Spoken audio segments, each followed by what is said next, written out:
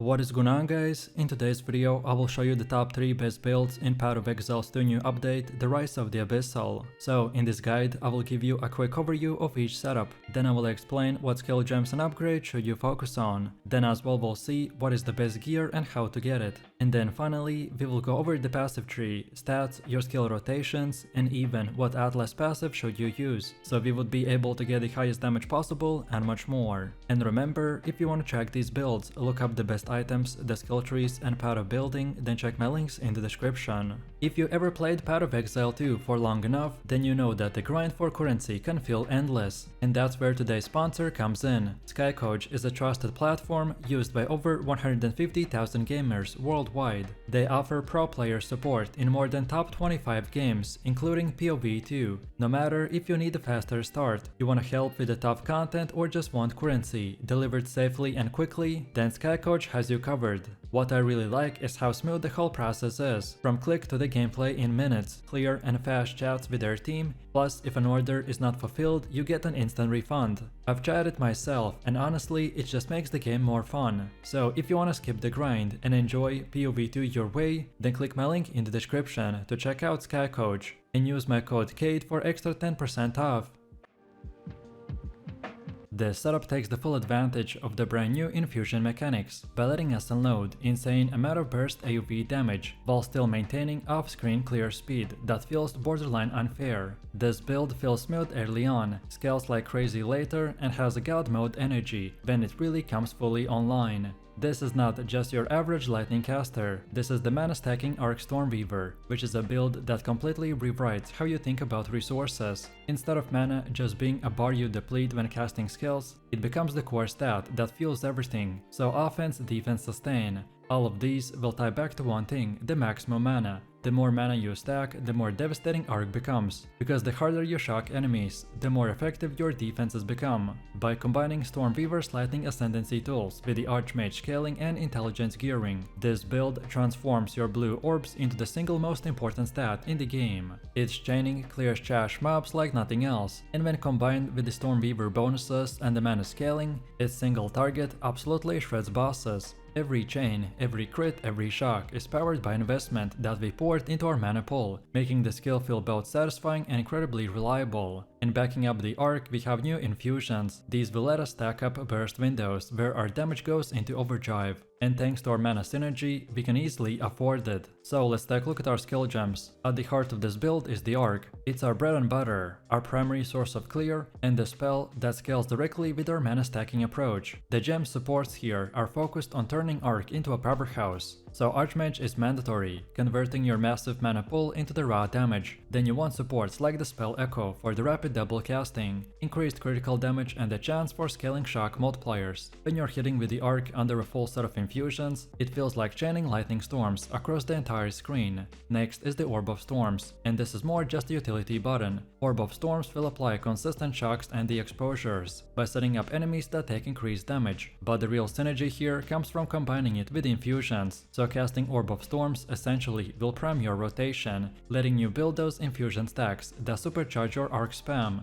You just need to place it down before every big fight and watch it boost your damage. Then next we got Mana Tempest, which is a crucial sustain skill. This one keeps your resources topped off and ensures that even in extended fights you never feel starved for the mana. It creates those burst windows where you can spam arc relentlessly without worrying. You'll learn to time it with your Orb of Storms and the Sigil of Power for the maximum effect. Speaking of which, the Sigil of Power is another gem that fits seamlessly into this build. It gives you an area of strength to fight inside, both by increasing your lightning damage and providing a layer of protection against heavy hits. You can drop it for the bosses or dangerous rares, and it turns those fights into controlled battlegrounds, where you're the one dictating the pace. Now let's talk about the passive tree. The essential psychology here is simple. Stack as much mana as possible, and then let every part of the build flow from that. Nodes that increase maximum mana, both flat and percentage based, are your top priority. Intelligence nodes are also highly valuable, as they boost mana while helping to meet the gem requirements. Once foundation is in place, you can branch into spell damage, lightning penetration, and the shock effect nodes. These will ensure that the arc feels deadly in both mapping and bossing. Shock effect in particular is critical because the stormweaver's ascendancy passives will reward you heavily for applying and scaling shock. The more consistently and powerfully you can shock, the more everything else will snowball. Cast speed is another core investment, because you're spamming arc continuously. More cast speed not only makes the build smoother, but also increases the EPS by letting you fit more casts into each infusion windows. Then on defensive side, the tree grabs key nodes for the mind over matter and the Eldritch Battery by converting mana into effective mitigation.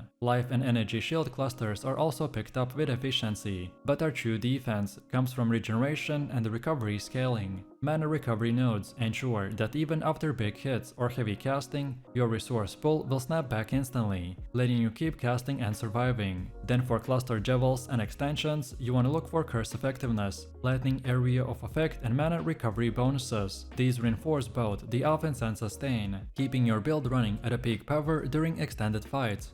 Now let's move into the gear. The number one rule is to stack mana everywhere where you can. Every piece of gear is an opportunity to push your pool higher, and every roll of flat or percentage increased mana will directly scale your damage and survivability. For your helmet, the best in slot is the Aviana Tiara, ideally rolled with high flat mana, intelligence and resistances. Then for your offhand, the Sacred Focus is incredible, by amplifying the spell damage while also giving you room to scale mana-based defenses. Then for gloves, go with the Maligori's Virtuosity. The crit scaling here is huge, and it ties perfectly into the build shock mechanics. Then for boots we should get the Bengal Sandals, again to prioritize mana, movement speed and resistances. Then your body armor is the Altar Robe, which is chosen for its mana scaling potential and defensive flexibility. The belt is also absolutely non-negotiable, which is the Darkness Enthroned. Into this, you also want to socket the Tain Granel's Rune of Mastery, or increased shock magnitude. This interaction is one of the biggest power spikes in the build, and you will feel the difference immediately. Make sure that your version of the belt also allows glove sockets so you can maximize customization. Then for rings, we want one with a topaz ring and one with a ruby ring, each one rolled with a flat mana, resistances and ideally intelligence. These will cover your defenses while scaling damage. And then finally for the amulet, we have the Lunar Amulet. Here you want +1 to all lightning or spell gems, alongside flat mana, intelligence and the maximum life.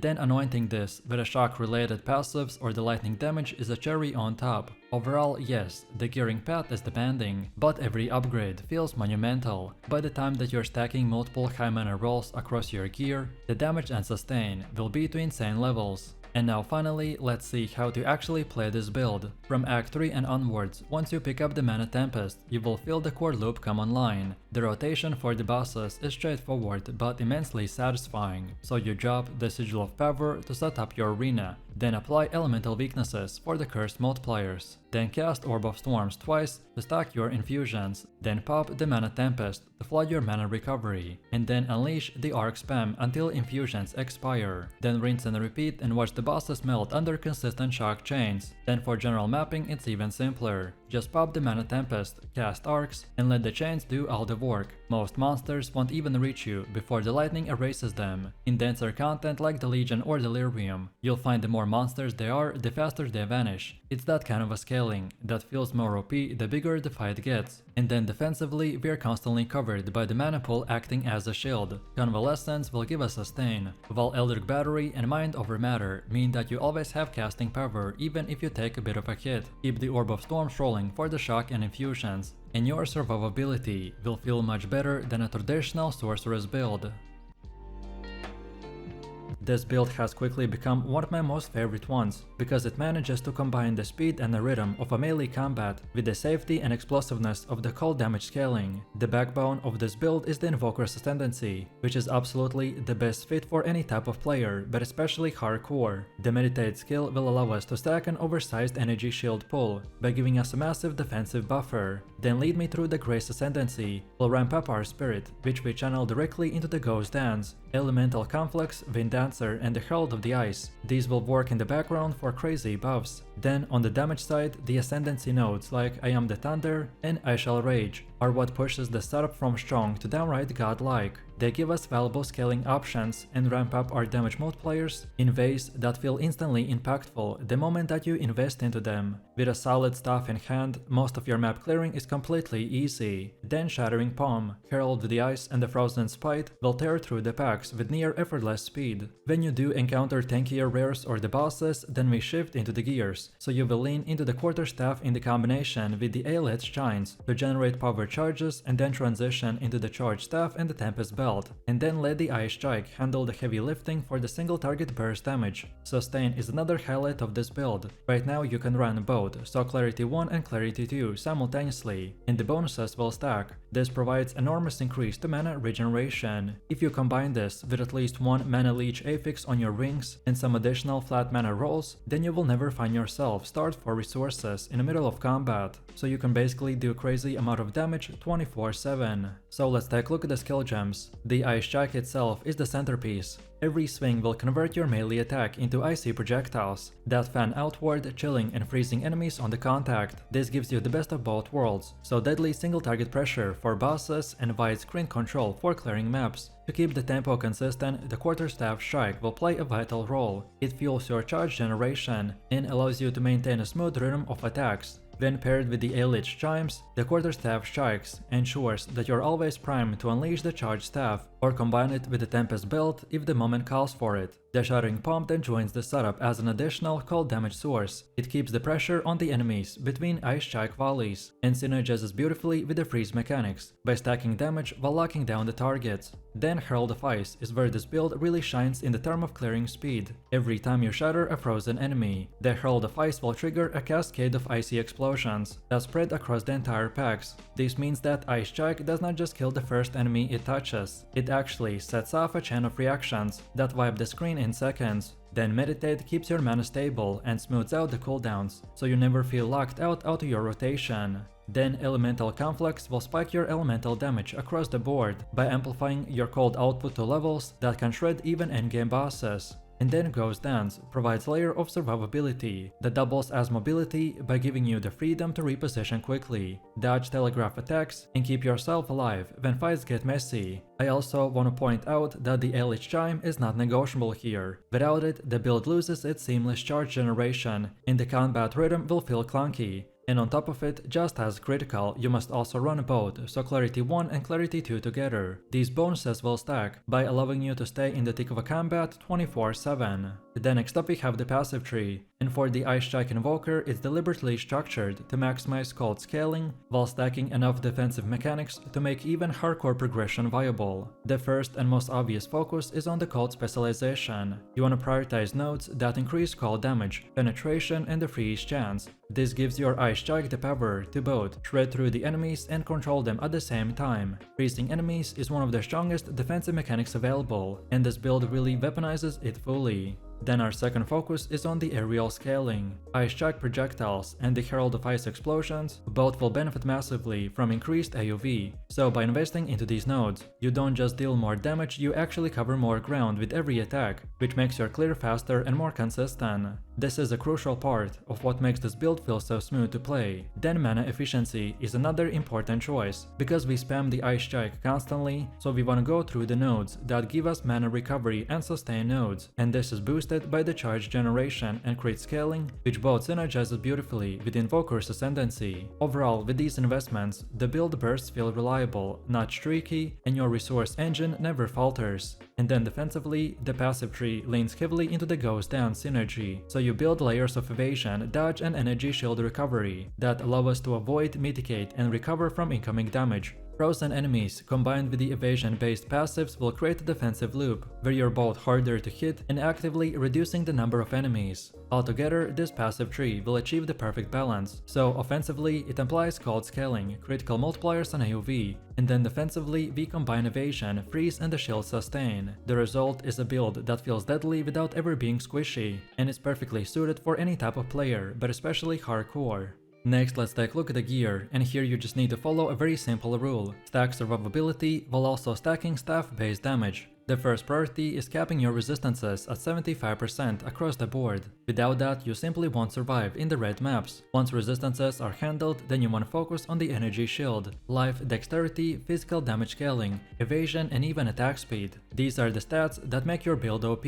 So your main hand weapon should be the Razor Quarterstaff. This is where the bulk of your damage comes from, so invest heavily in increased physical damage rolls, flat cold damage and critical multipliers. From there, your Helmet Ancestral Tiara is the best option, thanks to its energy shield and evasion combination. Then the Falconer's Jacket is the armor of our choice, by offering a balanced package from survivability to the offense. Then the Sakema's Sandals will provide the movement speed and resistances that you want on the boots, while the Breach and the Topaz Ring will handle the mana leech, flat mana scaling and defensive bonuses. Then the Lunar Amulet will offer cold scaling and the crit synergy, making it a natural fit for this setup. Then the Grim Gloves will stack attack speed and resistances, while Ingenuity Belt will ensure sustain and defensive stacks. Overall, every piece of this gear plays a role, and while the staff does the heavy lifting, it's the synergy across the rest of the kit that makes the build feel truly unshakable.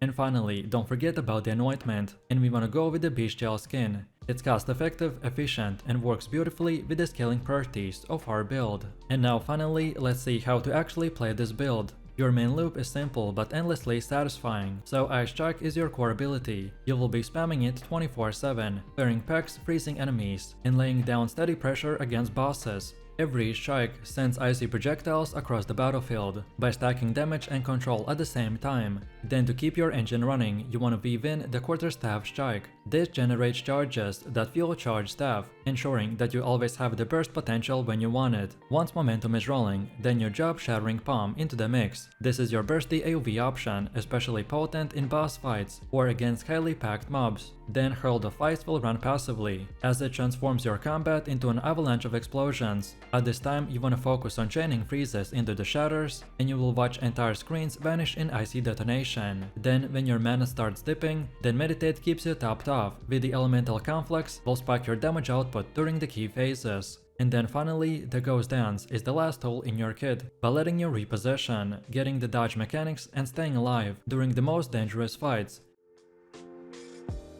This build has been taking off in 0.3, because it completely flips the script on what you expect from a spellcaster. Instead of relying on elemental nukes or flashy crit chains, the Blood Mage thrives on turning its own life force into a weapon and using bleeding debuffs to grind enemies down. Every single cast has a weight and every channel will feel dangerous, and the payoff is absolutely insane. At the heart of this build is the unique staff, the Sanguine Oath, which is a weapon that turns the act of a casting into a bloodletting ritual. Whenever you spend life instead of mana, your spells not only deal increased bleed damage, but they leave behind a lingering hemorrhage effect that stacks higher than anything that you can achieve with a conventional bleed setup. Without this staff, the build feels incomplete, but once you get it, the entire playstyle transforms. Your health pool will become your resource and your weapon. Pair this with a keystone called Hemorrhage Flow, which amplifies the bleed duration and scaling based on the missing life. And suddenly, being half dead actually will boost your performance. What makes the Blood Mage so unique is how he walks the razor's edge between the self-destruction and overwhelming offense. You are constantly trading your own life away, but in return, your screen floods with pulsing crimson damage over time effects that chew through even the tankiest bosses.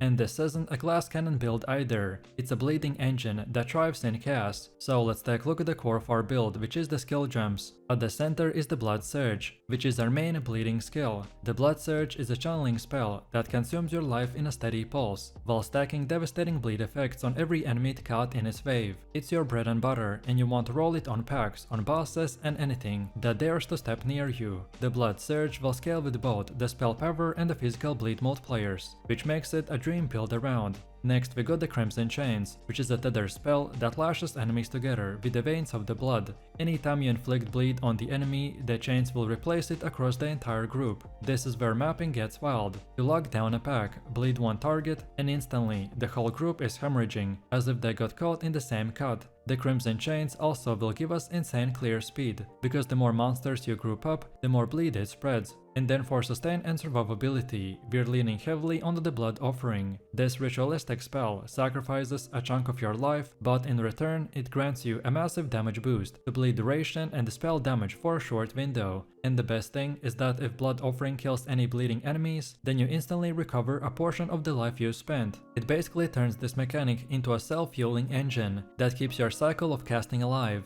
And then defensively, the core tools are the Bone Ward and the Camouflage Armor. Bone Ward is a barrier spell that absorbs a percentage of incoming physical hits by hardening your blood into the Skeletal Armor. And then Camouflage Armor is more thematic. It thickens your skin with a coolated blood by scaling directly with the amount of bleed damage you inflicted recently. The more enemies bleed, the harder you are to kill. And on top of that, utility gems like the Sanguine Dash will give us mobility, while synergizing perfectly with the bleed triggers. Every time you dash, you leave behind a trail of spattered blood that bleeds enemies who touch it. And then for bosses, you keep an Sanguinate Totem in your pocket. When you drop this totem, it echoes your bleed spells automatically by stacking additional hemorrhage effects while you focus on dodging mechanics. All of this comes together in a gem setup that feels more like a blood ritual than a normal rotation, so you're constantly juggling life, bleeding the room, and constantly being on the edge between insane power and dying. Next up we have our skill tree. The first cornerstone is the Hemorrhage Flow, which is a keystone that defines our damage scaling. It converts the missing life into the bleed duration and damage. What this means is that the lower you sit on your life pool, the more powerful your spells become. It rewards this risky playstyle between being low HP and unleashing insane amount of damage numbers. From there we invest into the 3 key paths. The first is life scaling. You want as much as maximum life as possible, not only for survivability, but because your life pool doubles as your mana pool and damage amplifier. Every cluster that gives you increased life regen and the life recovery from the spells is mandatory. Then the second path is the bleed and physical scaling. Nodes that increase physical damage over time, bleed duration, and bleeding effectiveness are your bread and butter. Unlike crit or elemental builds that chase multipliers, this path is all about stacking consistency and inevitability. Every cast you make will leave an enemy rotting, and those bleeds will keep ramping. Then the third path is defensive sustain and recovery. You'll want clusters that boost life leech, life on a kill and recovery rate. This ensures that the self-harm aspect of the casting will not spiral out of control. The Blood Mage thrives when it constantly trades life away and instantly regenerates it through the damage. By the time that your tree is complete, you will feel unkillable as long as you're casting, and enemies become your lifeline. Next up we have gear. Your absolute best in slot is the Sanguine Oath, which is a staff that enables the build. Nothing compares to it. It turns your self damage into scaling bleed multipliers and adds the signature hemorrhage effect. A corrupted version with a +1 to all spell gems is the dream scenario. Then for your helmet, the Veil of the Red Hunger is the go-to. It increases the bleed duration while also granting you life regen per bleeding enemy nearby. In dense maps, this essentially makes you immortal. Then chest armor should be a high life, high armor base with resistances. If you can roll increased life as extra energy shield, then it's even better, as it adds another buffer for your self-damage cycle. Then for gloves you want percentage increased physical damage over time, and plus levels of sacred bleed gems. Then for boots you should prioritize movement speed, life, and the bleed immunity corruption if possible. Then your amulet base should be the Bloodstone Amulet, which inherently boosts the bleed scaling. Look for life, damage over time multipliers, and ideally a corruption that adds bleed deals damage faster. Then rings fill in resistances and life, but the dream mod is the bleeding you inflict deals damage faster. This single thing can drastically improve our boss DPS. Belts should be heavy leather with a flat life, bleed scaling, and the flask effectiveness. And don't forget about annoyance. On a budget, grab the Hemorrhage for consistent bleed scaling, but if you got more currency, then Sanguinary Pact will give you insane offense and sustain. And for pure damage, Exsanguination is the capstone anointment. And now finally, let's see how to actually play this build. Your rotation begins with the Crimson Chains. Lash enemies together so that every bleed will spread. Then channel the Blood Surge to stack hemorrhage on everything in a sight. Grab the Exsanguinate Totem on the bosses or tough rares, so it echoes your casts and doubles your bleed application. Then keep the Blood Offering rolling on a cooldown because it's your sustain and the damage steroid. Then defensively, combine the Bone Ward and the Camouflage Armor. These will give you the breathing room to stay in range and keep channeling. Use Sanguine Dash both for mobility and to leave behind the blood trails that push enemies chasing you. And then when mapping, the playstyle feels super chaotic and simple. You dash into the packs, chain them together, bleed one, and watch the whole group melt in seconds. Every explosion from the Scarlet Ritual will feel satisfying, and the sustain loop of killing bleeding enemies will mean that your life pool refills faster as you spend it. Against bosses, it's all about patience. You can't one-shot them instantly, but you suffocate them under the endless bleeds. The longer the fight goes on, the stronger you become, because Eternal Sanguine will guarantee sustain, and the hemorrhage flow will turn your missing life into the bonus damage.